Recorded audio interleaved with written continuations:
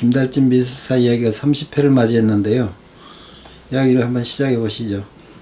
네, 작년 6월부터 시작을 해서 김달진의 미술사 이야기가 30회가 됐습니다. 오늘은 2016년에 김달진 미술자료박물관에서 저희들이 기획해서 가졌던 한국 추상미술의 역사, 이 전시를 가지고 말씀드리도록 하겠습니다. 우리가 일반적으로 이제 추상미술 이렇게 얘기하면 우리가 이제 크게 미술을 우리가 구상, 또 구상은 약간 좀 사실적인, 우리가 대상을 무엇을 그렸나 이렇게 쉽게 알아볼 수 있는 이런 걸 우리가 사실 구상이라고 얘기를 하고요. 또 그 반대 개념을 우리가 반구상 또 해가지고 더 나가서 추상 이렇게 얘기를 하죠. 그래서 크게 구상과 비구상은 또 추상과 같은 이야기죠.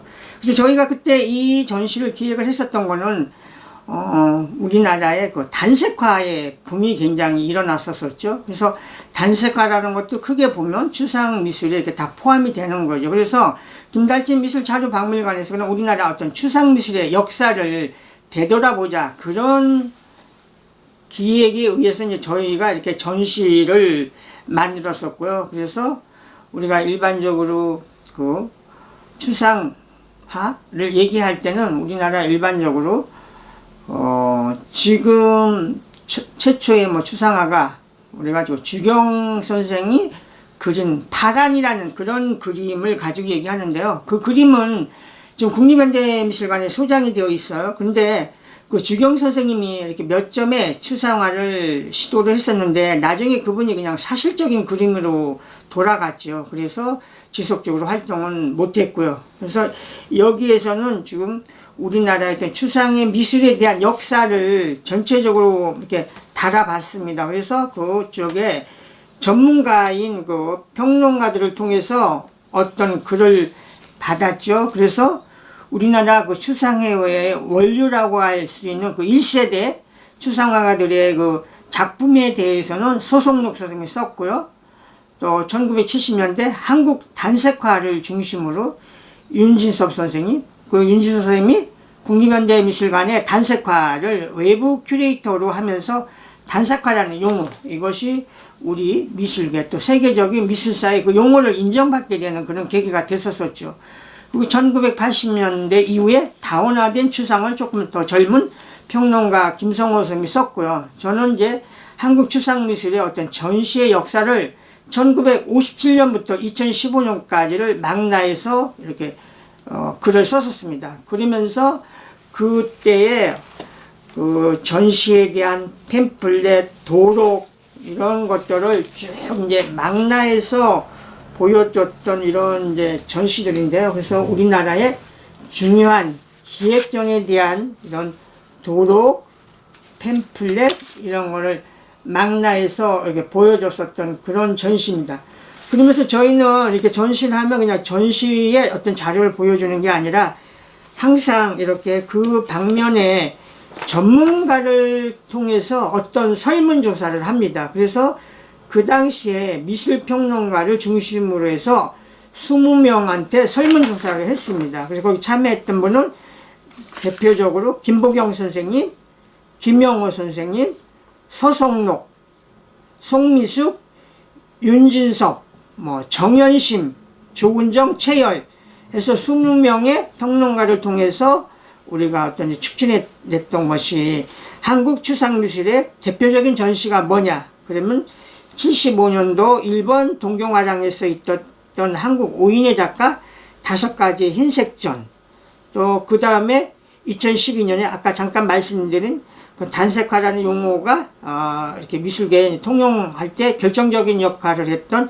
한국의 단색화전, 그리고 그 다음에는 1957년에 있었던 현대미술가 협회전, 그리고 우리가 약칭 현대전이라고 하죠.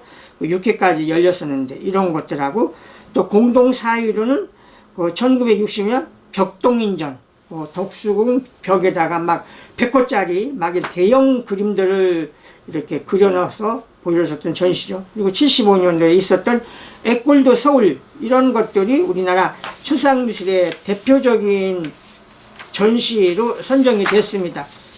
그리고 그 다음에 이제 저희가 또 했었던 것이, 그러면 한국 추상미술의 대표 작가가 누구냐, 이런 질문을 던졌을 때 그 전문가들은 김한기, 박서보, 이후환, 유영국, 하정연, 이런 분들이 각각의 어떤 미술사적 의의라든지 또 그분들의 어떤 기법의 독창성, 미술사적 의의, 이런 걸 해서 이분들이 대표 작가로 선정이 됐었던 거죠.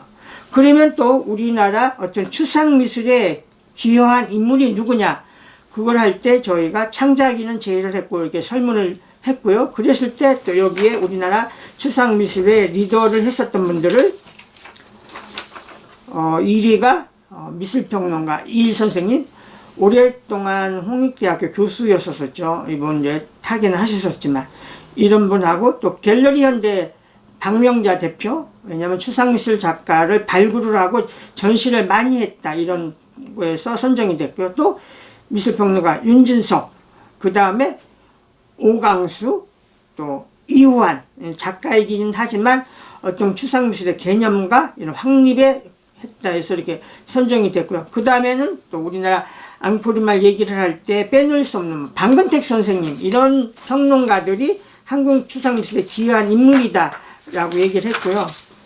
또 추상미술의 흐름과 가장 관심 있는 어떤 사건과 이슈를 뽑았을 때는 단색화의 어떤 전시, 단색화 시장에 대한 어떤 팽창, 또 이런 것이 국내의 미술시장에서 관심이 고조됐다, 이런 이야기들, 또 그 다음에는 한국 오인의 작가, 다섯 작가의 흰색전, 이런 것들이 또 일본에서 열렸던 거, 또 에꼴도 서울, 또 57년도에 시작했었던 조선일보에서 주관했던 현대작가 초대전, 이런 거 하고요. 또 나중에 어떤 이완 선생님에 대한 위작 시비, 이런 것까지를 총망라해서 보여줬던 것이 한국 추상미술의 역사입니다. 그래서 이 책에는 그 평론가들의 글이라든지 아까 보여드렸던 이런 자료들을 연대기적으로 다 망라해서 이렇게 보여줬던 이런 단행본을 발간을 했고요.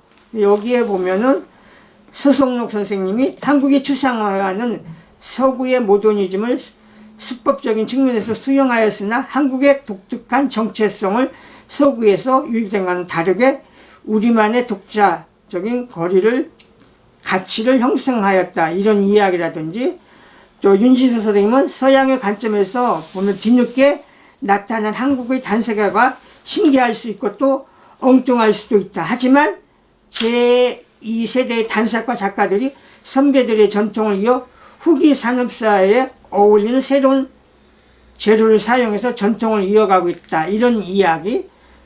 또 그 젊은 평론가 김성호 선생님은 우리 그 젊은 세대의 추상화에 대한 작가들에 대한 그런 이야기를 얘기를 했고요. 또 저는 구상의 국전을 주무대로 맥을 이어왔다면 추상미술은 우리가 화단의 보수성을 배척하고 단체활동, 국제전 참가, 그런 걸로 해서 우리가 반국전을 부르짖으면서 그분들이 활동을 해왔습니다. 그래서 이것이 우리나라 어떤 추상미술의 역사를 이야기할 때 빼놓을 수 없는 2016년 김달진 미술자료박물관에서 열렸던 한국 추상미술의 역사와 또 거기에 대한 단행본입니다. 그래서 여기에 굉장히 방대한 양의 자료와 또 그 당시의 연표, 사건과 이슈, 이런 것들이 망라됐던 그런 전시라서 이쪽에 미술사를 공부를 한다든지 우리나라의 추상미술을 더 깊이 들여다볼 수 있는 그런 전시였었습니다. 여기 지금 보여주고 있는 분이 이후환, 윤영근, 얼마 전에 돌아가신 김창렬, 박서보 선생님의 이런 옛날 사진까지 모아졌던 것이 한국 추상미술의 역사전이었습니다. 네, 저희가 2016년에 열렸던 한국 추상미술의 역사전은 당시 언론에서도 굉장히 많은 집중적인 보도가 나왔었습니다. 왜냐하면 우리나라 추상미술의 역사를 어떤 미술사적인 맥락에서 전시해서 보여줬었기 때문에요. 그래서 이게 그 당시에 언론에 나왔던 어떤 기사들 모음인데요.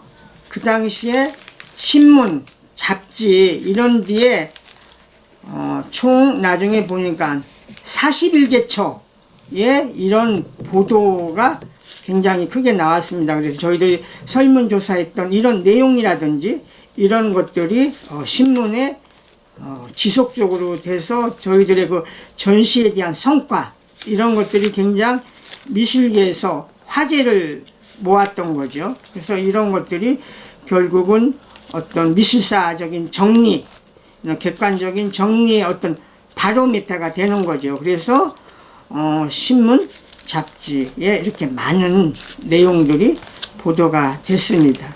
그래서 이런 거를 잘 정리해서 우리나라의 어떤 미술사 정립의 어떤 주춧돌이 되고자 하는 것이 또 김달진 미술자료박물관이 추구하는 또 미션이기도 하죠.